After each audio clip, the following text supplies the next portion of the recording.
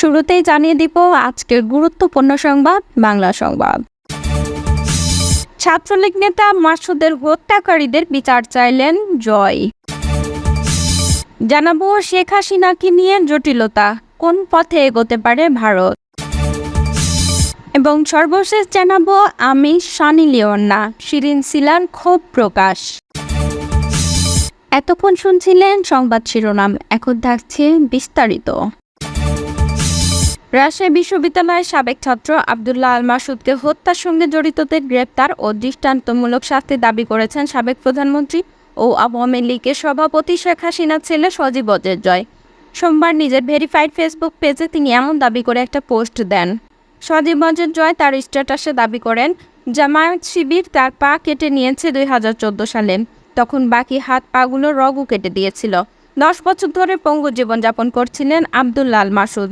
গত 23 সেপ্টেম্বর একটা ফুটফুটে কন্যা সন্তানের বাবা হয়েছিলেন তিনি বলেন, মেয়ের জন্য ওষুধ আনতে রাজশাহীতে বাড়ির পাশে ফার্মেসিতে গিয়েছিলেন মাসুদ, আর সেখানে তাকে নির্মমভাবে হত্যা করেছে জামায়াত শিবিরের সন্ত্রাসীরা। মৃত্যুর সময় 1 ফোঁটা পানি চেয়েছিলেন, তাও দেয়নি। কাকুতি মিনতি করে বলেছিলেন, আমার 4 দিন বয়সে একটি সন্তান আছে। কিছুই তাদের মন গলাতে পারেনি, কারণ মাসুদ একসময় ছাত্রলীগের রাজনীতি করতেন। শিবির ক্যাডার ও রাজশাহী বিশ্ববিদ্যালয়ের সমন্বয়ক সালাউদ্দিন আম্মার এই হত্যার নেতৃত্ব দিয়েছেন এমন অভিযোগ তুলে জয় বলেন, আমি মাসুদের আত্মার মাগফিরাত কামনা করছি এবং অবিলম্বে ঘাতকদের গ্রেপ্তার ও দৃষ্টান্তমূলক শাস্তি দাবি করছি। এর আগে গত শনিবার রাতে শিশু সন্তানের জন্য ওষুধ কিনতে বিশ্ববিদ্যালয় সংলগ্ন নগরীর বিনোদপুর এলাকায় যান আব্দুল্লাহ আল মাসুদ। গত 5 আগস্ট ছাত্র জনতার উপর হামলার অভিযোগে মাসুদের উপর হামলা করা হয়। পরে একদল শিক্ষার্থী তাকে প্রথমে মতিহার থানায় নিয়ে যান, কিন্তু মতিহার থানায় গত 5 আগস্টের সহিংসতার কোনো মামলা নেই। তাই বোয়ালিয়া থানায় আনা হয়, যেন কোনো সহিংসতায় তাকে মামলায় গ্রেপ্তার দেখানো হয়। কিন্তু তার শারীরিক অবস্থা গুরুতর দেখে সেনাবাহিনীর সহায়তায় রাজশাহী মেডিকেল কলেজ হাসপাতালে নেওয়া হয়, সেখানেই তিনি মারা যান। ছাত্র জনতার গণঅভ্যুত্থানে প্রধানমন্ত্রীর পদ ছেড়ে শেখ হাসিনা দেশ ত্যাগ এবং দিল্লিতে আশ্রয় নেওয়ার 1 মাস অতিবাহিত হয়ে গেছে। দীর্ঘদিনের এই মিত্রকে নিয়ে এখন উভয় সংকটে রয়েছে নরেন্দ্র মোদী ভারতের সরকার। শেখ হাসিনার বিরুদ্ধে মামলা হওয়ার পর তার প্রত্যাপন নিয়ে তৈরি হয়েছে জটিলতা। সে জটিলতার সমাধানে কোনো পথে ভারত এগোতে পারছে না, তা নিয়ে ভারতের অনলাইন দ্য মিন্টে লিখেছেন সাংবাদিক শ্বেতা সিং। এ লেখায় 3টি প্রশ্নকে সামনে আনেন শ্বেতা সিং। তা হলো, যদি শেখ হাসিনাকে আনুষ্ঠানিকভাবে ফেরত চায় বাংলাদেশ, তখন কি ঘটবে? 2 দেশের মধ্যে স্বাক্ষরিত প্রত্যাবর্তন চুক্তির ব্যতিক্রমী ধারা যদি ভারত ব্যবহার করে, তাহলে বাংলাদেশ ভারতের মধ্যে ভবিষ্যৎ সম্পর্কে কী প্রভাব পড়বে? বাংলাদেশের কৌশলগত দীর্ঘমেয়াদী স্বার্থের কথা মাথায় রেখে ভারত কীভাবে এই কৌশলগত জটিলতার সমাধান করতে পারে? তিনি লিখেছেন, বাংলাদেশের তৃণমূল পর্যন্ত বাংলাদেশের দৃষ্টিভঙ্গি হলো বাংলাদেশ নয়, শেখ হাসিনা ও আওয়ামী লীগের শক্তিশালী মিত্র ভারত। এই অঞ্চলে এই দল এবং সুনির্দিষ্ট ব্যক্তিকেন্দ্রিক পরিচয় ভারতের জন্য দীর্ঘমেয়াদে ক্ষতিকর। ওই প্রতিবেদনে বলা হয়েছে, সার্ক যুক্ত দেশগুলোর মধ্যে নেপাল, ভুটান ও বাংলাদেশের সঙ্গে প্রত্যাবর্তন চুক্তি আছে ভারতের, আর শ্রীলঙ্কার সঙ্গে আছে একটি প্রত্যাবর্তন বিষয়ক অ্যারেঞ্জমেন্ট। 2013 সালে স্বাক্ষরিত হয় ভারত বাংলাদেশ প্রত্যাবর্তন চুক্তি, তা সংশোধিত হয় 2016 সালে। এ থেকে সুবিধা পেয়েছে 2 দেশই। জামায়াতুল মুজাহিদিন বাংলাদেশের মতো সন্ত্রাসী গ্রুপগুলো চ্যালেঞ্জ ছিল বাংলাদেশের জন্য। তাদের নেতাকর্মীদেরকে পশ্চিমবঙ্গে ও আসামে লুকিয়ে থাকতে দেখা গেছে। 2015 সালে বাংলাদেশ থেকে ইউনাইটেড লিবারেশন ফ্রন্ট অব আসামের শীর্ষ নেতা অনুপ চেটিয়াকে ভারতের হাতে তুলে দেয় বাংলাদেশ। এই চুক্তির অধীনে বেশ কিছু বাংলাদেশি পলাতককে হস্তান্তর করা হয়েছে। তবে এখন ভারতের নির্ভরযোগ্য কৌশলগত মিত্র শেখ হাসিনাকে ফেরতের ক্ষেত্রে পরিস্থিতিকে জটিল করে তুলেছে। বাংলাদেশ এখনও আনুষ্ঠানিকভাবে তাকে ফেরত চায়নি। ভারতের পররাষ্ট্র মন্ত্রণালয় এখনও এই বিষয়টিকে অনুমান নির্ভর বলে প্রত্যাখ্যান করেছেন। বিষয়টি এখন কূটনৈতিক ও পররাষ্ট্র নীতি বিষয়ক এস্টাবলিশমেন্টের কৌশলগত চিন্তাভাবনার ব্যাপার হয়ে দাঁড়িয়েছে। তাহলে ভারতের সামনে বিকল্প কী? যদিও দীর্ঘদিনের বন্ধু শেখ হাসিনার পাশে দাঁড়াতে চায় ভারত, কিন্তু রাজনীতি আবেগ দিয়ে পরিচালিত হয় না। রাজনীতি পরিচালিত হয় বাস্তবতা ও বিচক্ষণতা দিয়ে।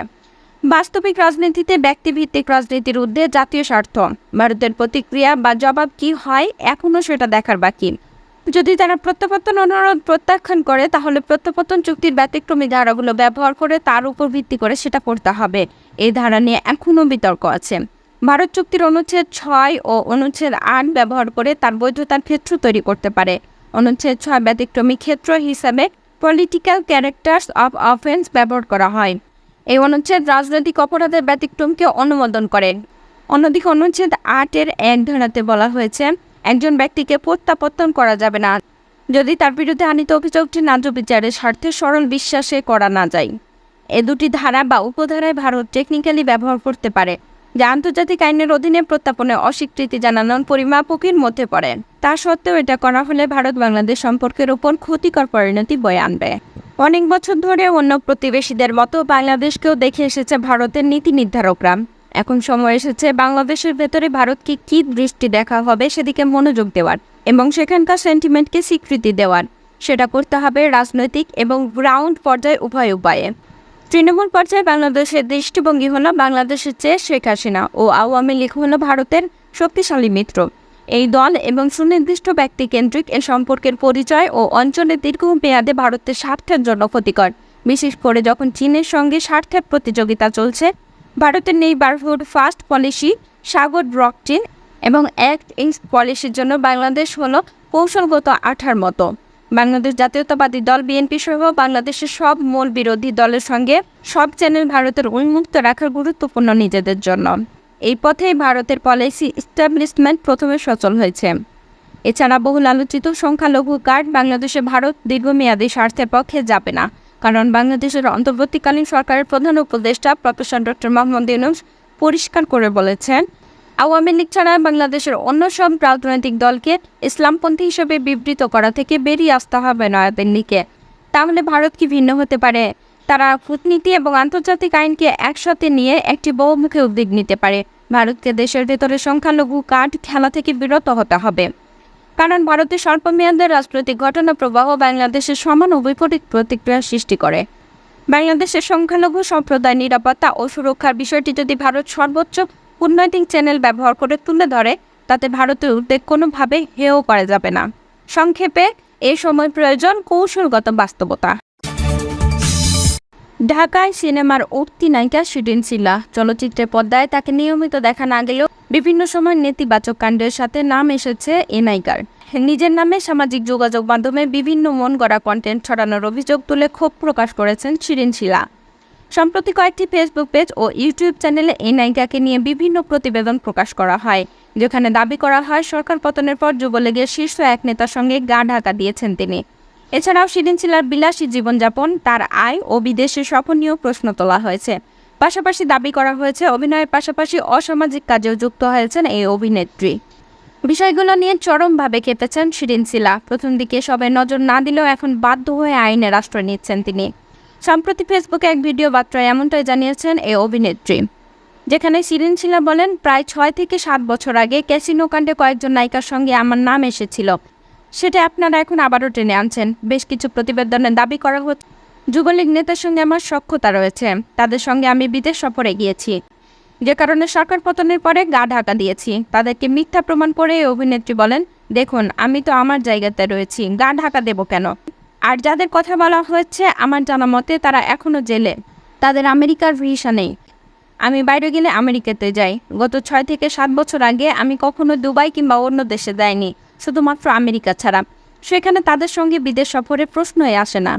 প্রশ্ন ছুড়ে শিরিন শিলা বলেন, আরেকটি কথা, আমি নাকি পর্নোগ্রাফির সঙ্গে জড়িত। আমি যদি এসবের সঙ্গে জড়িত থাকি তাহলে কিভাবে একজন অভিনেত্রী হলাম? আমি তো সান্নি লিওন না, আমি তো অভিনয় করি। আমার যদি পর্নোগ্রাফির সাথে কোনো ভিডিও বা লিঙ্ক থাকে তাহলে আজও কেন সেটা প্রকাশ পায়নি? অভিনেত্রী আরও বলেন, আমি ভদ্র ফ্যামিলির একজন মেয়ে। কিছু ভিডিওতে দেখলাম আমাকে দেহ ব্যবসায়ী বলা হচ্ছে। এগুলো সম্পূর্ণ মিথ্যা, সম্পূর্ণ গুজব। আমি জানি না কারা আমাকে নিয়ে সব নিউজ করছেন, তবে যারাই করেছেন তাদের প্রত্যেকের বিরুদ্ধে আইনগত ব্যবস্থা নেব। এ বিষয়ে শিরিন শিলা জানান, মিথ্যা সংবাদ প্রচার করে তাকে সামাজিকভাবে হয়রানি করা হচ্ছে। ইউটিউব চ্যানেল ও ফেসবুক পেজ মিলিয়ে 18টি ইউআরএলের বিরুদ্ধে থানায় সাধারণ ডায়েরি করেছেন তিনি। পাশাপাশি মামলারও প্রস্তুতি নিচ্ছেন। সম্প্রতি মুক্তি পেয়েছে শিরিন শিলার অভিনীত ঘর ভাঙা সংসার সিনেমা। এতে তার বিপরীতে অভিনয় করেছেন মনোয়ার হোসেন ডিপজল। এছাড়া বিভিন্ন চরিত্রে অভিনয় করেছেন আঁচল আঁখি, বরদা মিঠু, মধুয়া মধু, কিশোর, মিশা সওদাগর সহ আরও অনেকে।